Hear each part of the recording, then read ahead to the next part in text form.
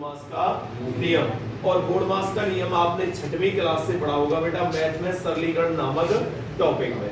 तो बोर्डमास में होता क्या है बेटा, बोर्डमास का मतलब क्या होता है, बोर्डमास में सबसे पहले क्या आती है बी, बोर्डमास में सबसे पहले क्या है बेटा बी, और B4 क्या होता है बेटा ब्रैकेट, और ब्रैकेट का ही देंगे बेटा कोष्टक से। यानी सबसे पहले बोर्डमास के नियम के अनुसार नंबर 1 पे हमें कोष्टक सरल करना है बड़ा, मझला और छोटा। नंबर 2 पर आता है बेटा ओ, ओ का मतलब होता है ऑफ, ऑफ के बेटा कायदे का शब्द से, यानी नंबर 2 पे हमें का शब्द सरल करना हो, का मान के गुणा मान के। फिर आती है बेटा हमारी डी, D4 होता है डिवाइड, डिवाइड का ही देंगे बेटा भाग से। नंबर 3 पे हमें का सरल करना हो बेटा, भाग सरल करना है। फिर आता है बेटा एम, M4 होता है बेटा मल्टीप्लाई, मल्टीप्लाई का ही देंगे बेटा गुणा से, यानी नंबर 4 पे हमें बेटा गुणा सरल करना है। फिर आता है बेटा हमारा ए, A4 होता है एडिशन, ऐड यानी जोड़। नंबर 5 पे हमें का सरल करना हो बेटा, जोड़ सरल करना है। और सबसे अंत में आता है एस, S4 होता है सब्ट्रैक्शन, सब्ट्रैक्शन का ही देंगे बेटा घटाव से। सबसे अंत में नंबर 6 पे हम का सरल करेंगे, घटाव सरल करेंगे। यानी हम कोई भी समीकरण सरल करते हैं काय के नियम के अनुसार बेटा, बोर्डमास के नियम के अनुसार। बिना बोर्डमास के नियम के हम कोई भी समीकरण सरल नहीं करेंगे। बोर्डमास में B4 होता है ब्रैकेट, ब्रैकेट का देंगे बेटा कोष्टक से। सबसे पहले हमें कोष्टक सरल करना है। फिर आता है बेटा ओ, ओ का मतलब होता है ऑफ, ऑफ के बेटा हम का शब्द से। नंबर 2 पे हमें का शब्द सरल करना हो बेटा, का मान के गुणा मान के। फिर आता है डी, D4 होता है बेटा डिवाइड, डिवाइडेशन यानी भाग। नंबर 3 पे हमें भाग सरल करना है। और फिर आता है हमारा एम, M4 होता है बेटा मल्टीप्लाई, मल्टीप्लाई कर देंगे बेटा गुणा से। नंबर 4 पे हमें का सरल करना है, गुणा सरल करना है। फिर आता है हमारा ए, A4 होता है ऐड, एडिशन यानी जोड़। नंबर 5 पे हमें जोड़ सरल करना है। और सबसे अंत में आता है हमारा बेटा एस, S4 होता है बेटा सब्ट्रैक्शन, सब्ट्रैक्शन का देंगे बेटा घटाव से। नंबर 6 पे हमें का सरल करना है, घटाव सरल करना है। अगर यह टॉपिक है हम मैथ में सरलीकरण के रूप में पढ़ रहे होते तो ये फॉर्मूला हमारे लिए पर्याप्त नहीं था। फिर हमें एक वाक्य ध्यान रखना पड़ दो, या तो आप ध्यान रखो बेटा बोर्डमास का नियम, या एक वाक्य ध्यान रखो, वाक्य का ध्यान रखना पड़ेगा हमें अरेको का भागजा घर, अरेको का भागजा घर। या तो ध्यान रखो बेटा बोर्डमास, बोर्डमास ध्यान नहीं रख पावे तो एक वाक्य ध्यान रखो। वाक्य क्या है हमारा, अरेको का भागजा घर। अरे रे, रे4 होता है बेटा रेखा बंधनी। सबसे पहले हम का सरल करें बेटा, रेखा बंधनी सरल करें। सबसे पहले हम का सरल करेंगे बेटा, रेखा बंधनी सरल करेंगे। फिर को से कोष्टक सरल करेंगे, को से कोष्टक सरल करेंगे। फिर का से का शब्द का मान के गुणा मान के। फिर भा से भाग, गा से गुणा, जा से जोड़, और घा से घटा। या तो ध्यान रखो बेटा का बोर्डमास, अगर बोर्डमास ध्यान नहीं रखे तो हमें एक वाक्य ध्यान रखना। वाक्य क्या होगा हमारा बेटा, अरे को का भागजा घर। अरे रे4 होता है बेटा रेखा बंधनी, सबसे पहले का सरल हुआ, रेखा बंधनी सरल हुआ है। फिर को से कोष्टक, का से का शब्द गुणा मान के, भा से भाग, गा से गुणा, जा से जोड़, और घा से घटा। यानी हम कोई भी समीकरण करें हमारे का गणितीय संक्रिया में बेटा बोर्डमास का नियम पर्याप्त है। हम केवल का ध्यान रख लें, बोर्डमास ध्यान रख लें। अगर हम का समीकरण बोर्डमास के नियम के अनुसार सरल करेंगे तो 100% हमारा आंसर सही आएगा। अब हम बात करें बात चिन्ह की, जो इन सभी चिन्हों में नहीं आया वो चिन्ह का ही को बेटा बराबर को, बराबर को चिन्ह देखने को मिल रहा होगा ना मिल लो। बराबर को चिन्ह अलग कंडीशन पर अलग प्रकार से बेटा सरल होता है। दो या दो से अधिक संख्या के बीच में बराबर को चिन्ह है, संख्या प्लस माइनस में और भिन्न बटे में हो तो हम एलसीएम ले लेते हैं। और दो संख्या के बीच में बराबर को चिन्ह है, संख्या भिन्न बटे में हो तो बेटा हम गुणा कर दें। और दो या दो से अधिक संख्या के बीच में बराबर को चिन्ह और संख्या प्लस माइनस में ही हो खाली तो हम क्या करते हैं पक्षांतरण करते हैं। तो बराबर को चिन्ह बेटा अलग अलग कंडीशन पे अलग अलग तरीके से सॉल्व होता है, जिसके लिए मैं एक एग्जांपल आपको समझा देता हूं।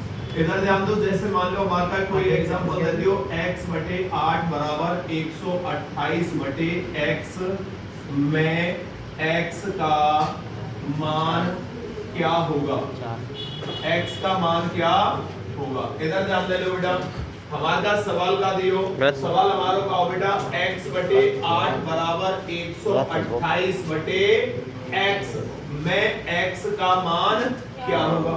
हमारा समीकरण का है बेटा x बटे 8 बराबर 128 बटे x, दो या दो संख्या के बीच में, सॉरी दो संख्या के बीच में काय को चिन्ह है, बराबर को चिन्ह और संख्या भिन्न बटे में हो तो क्या करें हम, हाँ क्रॉस गुणा करेंगे, वज्र गुणा करें, या क्या बोले हम, वज्र गुणा करने पर हमने भैया वज्र गुणा करो, दोनों संख्या के बीच में हमने क्या करो, वज्र गुणा करो, हम x को गुणा x से करेंगे तो क्या है जाएगा x स्क्वायर, 2x नहीं होगा बेटा, यार चीज को विशेष ध्यान रखिए, जब हम x प्लस x करेंगे तो क्या होगा 2x, और जब हम काउ संख्या को वही संख्या से गुणा करें तो संख्या कायम जाए स्क्वायर, जैसे 2 गुणा 2 कर दें तो 2 दूनी 4, 2 का वर्ग है, 3 गुणा 3 कर दें 9, 3 का वर्ग है, 4 गुणा 4 कर दें 16, 4 का वर्ग है, 5 गुणा 5 कर दें 25, 5 का वर्ग है। तो जब हम काउ संख्या को वही संख्या से गुणा करें तो संख्या कायम जाए वर्ग में जाए, तो हम x गुणा x करेंगे तो हमारी संख्या कायम जाएगी वर्ग में, कहा जाएगा x स्क्वायर बराबर, अब हम 8 गुणा 128 करें, 8 गुणा 8 कर दें 64 को 4 हासिल 6, 8 दूनी 16 और 6 22 को 2 को हासिल 2, 8 एकम 8 और 2 10, यानी x स्क्वायर बराबर का बनो बेटा 1024। अब यहाँ जगह पे थे हम स्क्वायर हटाएंगे तो x बराबर संख्या कायम चली जाएगी अंडर रूट में चली जाएगी, वर्ग हटाएंगे तो संख्या कायम जाएगी अंडर रूट में, और अंडर रूट को मतलब काय थे वो वर्गमूल थे, 1024 का वर्गमूल कितना होता है बेटा 32, तो x को मान कितना होगा 32 होगा, x को मान कितना होगा 32 होगा, ठीक है। आगे समझ में बराबर को चिन्ह कैसे सरल करना है, एक एग्जांपल में गणितीय संक्रिया, ये जो सवाल पूछे जाते हैं इस टाइप से तो वो मैथ में पूछे जाते हैं। आगे समझ में गणितीय संक्रिया में रीजनिंग में जो सवाल पूछे जाएंगे, कोई एक समीकरण देके हम पे काकर बाबू को समीकरण सरल कर रहे हैं। जैसे मैं एक छोटा सा समीकरण ले रहा हूँ, अच्छी तरह से समझ लेना बेटा। दूसरे एग्जांपल में जैसे मान लो हमारा कोई समीकरण दे दियो 7/3 माइनस 9/4 बराबर क्वेश्चन मार्क, ऐसे करके हमारे पास कोई समीकरण दे दियो। अब स्टूडेंट क्या करे भाई, सबसे पहले तो हम चिन्ह देखेंगे, हमने चिन्ह देखो बेटा, भाग को चिन्ह में माइनस है और भाग है, भाग को चिन्ह में माइनस है और भाग है, भाग और माइनस में गुणमास के नियम के अनुसार सबसे पहले हम क्या सरल करें, भाग सरल करेंगे माइनस भाग सरल करेंगे, माइनस सबसे अंत में सरल होता है। अब हम भाग सरल करें तो भाग को चिन्ह एक तो बेटा यहाँ जगह पर और एक भाग को चिन्ह यहाँ जगह, ठीक है। अब 7 में 3 को भाग पूरा जाएगा, स्टूडेंट क्या करेगा 7 में 3 को भाग पूरा देवे को संख्या कायम ले जाओ पॉइंट में ले जाओ, जबकि हमें संख्या पॉइंट में ले जानी, बोर्डमास के नियम में ओनली हमें क्या करना है, चिन्ह खत्म कर दें।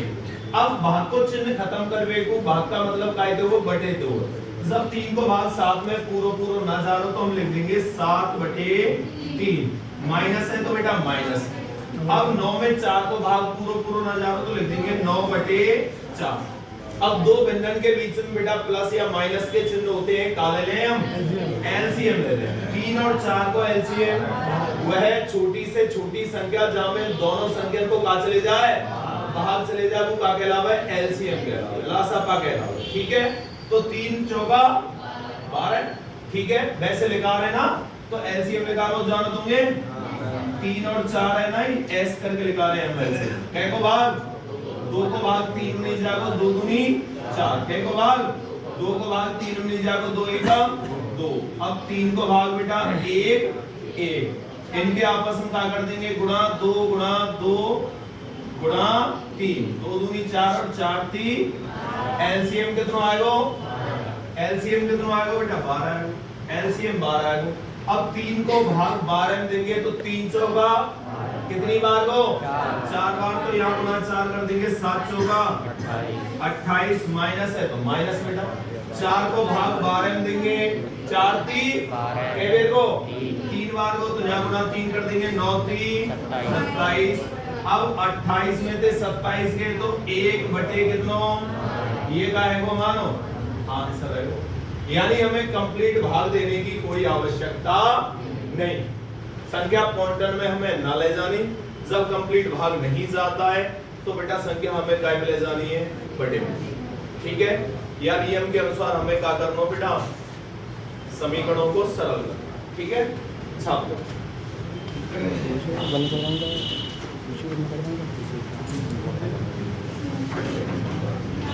ठीक है।